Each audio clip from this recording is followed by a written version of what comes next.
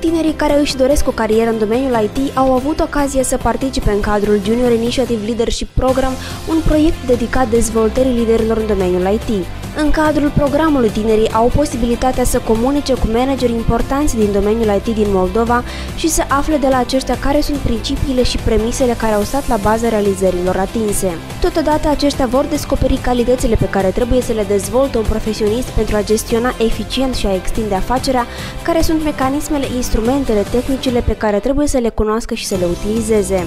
Junior Initiative Leadership Program va crea o conexiune între actualii și viitorii lideri IT prin transfer de experiență și bune practici, stabilire de contacte utile, inițiere și dezvoltare de colaborări.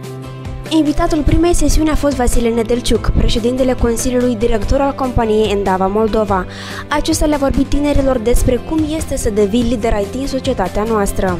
Vedeți cum acum informatica răstoarnă absolut totul. Economiile se schimbă peste câțiva ani de zile, hai să spunem, dacă nu câțiva ani, peste 15-20 de ani,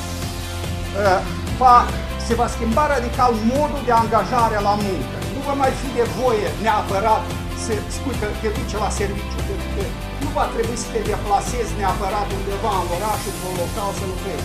Va fi o lume virtuală, vor lucra toți în spații distributive.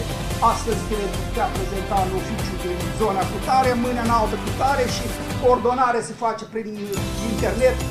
Prezent în cadrul evenimentului, Sergiu Stanciu, viceministrul Tineretului și Sportului, a transmis tinerilor un mesaj de încurajare și i-a îndemnat să facă performanțe într-un domeniu precum este cel al tehnologiilor informaționale. Am încercat să transmitem tinerilor un mesaj în care ei ar putea să extragă ce le trebuie lor pentru a reuși în cariera lor. Este vorba despre o temă absolut, după cum vă spuneam, nouă, cum poți să fii lider în IT în Republica Moldova. Păi, e destul de greu, dar este important, chiar dacă ești lider într-o companie mică, important să fii lider, să faci performanță, să faci ca afacerea ta să meargă. La sfârșitul seriei, tinerii s-au arătat încântați și spun că au venit aici pentru a descoperi mai multe despre lumea IT. Odată ce nu este orientat direct spre IT, spre coding, dar este orientat spre lideri într-o echipă sau ceva de gen, evident am venit să cunosc cum este să conduci o echipă, cum este să stai în cap, cum este să ai relație între client și între echipa care stă în spate și organizează și creează un produs. Și acesta este scopul, de a strânge informații, de a avea acces direct la persoanele care într-adevăr fac ceva în Moldova, în domeniul IT și văd un viitor în asta. Organizatorii spun că acest proiect vine ca un răspuns la insuficiența de comunicare dintre sectorul privat din sfera IT și tinerii care aspiră la o carieră în domeniu. Inițiativa vine din interiorul ATIC-ului, adică ea este, toate activitățile ATIC-ului sunt bazate pe